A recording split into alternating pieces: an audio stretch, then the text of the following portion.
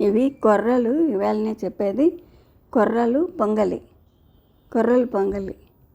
కొర్రలు రాత్రి 1 కప్పు నానబెట్టుకోవాలి.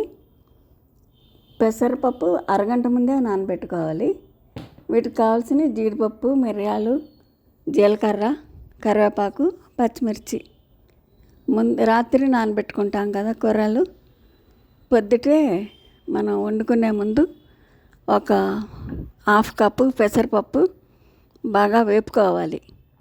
బాగా ఎర్రగా వేగిన తర్వాత కడిగి నానబెట్టుకోవాలి. ఇది అరగంట ముందు పెట్టుకుంటే సరిపోతుంది. కొర్రలు మాత్రం రాత్రి నానబెట్టుకోవాలి. ఇది బ్రేక్ఫాస్ట్కి బాగా ఉపయోగపడుతుంది. కొర్రలు తింటే చాలా మంచిది. కొర్రలు రాత్రి తినకూడదు, అరగదు. మార్నింగ్ బ్రేక్ఫాస్ట్ లాగా లంచ్లోనే తినొచ్చు. ఇది కొర్రలు బాగా నానబెట్టుకున్నాక పెసరపప్పు కూడా బాగా నానిన తర్వాత 1కి 1 కప్పున్నర అయింది మనకి.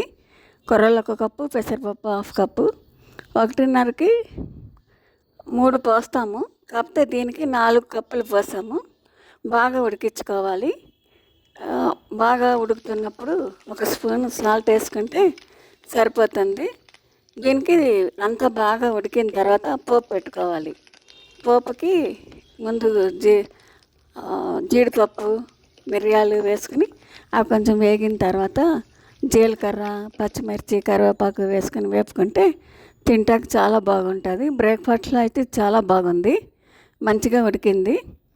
తాలింపు వేసుకున్నాక ఇది బ్రేక్ఫాస్ట్కి చాలా బాగుంది. ఇది హెల్త్కి మంచిది కాబట్టి ఒకసారి ట్రై చేయండి.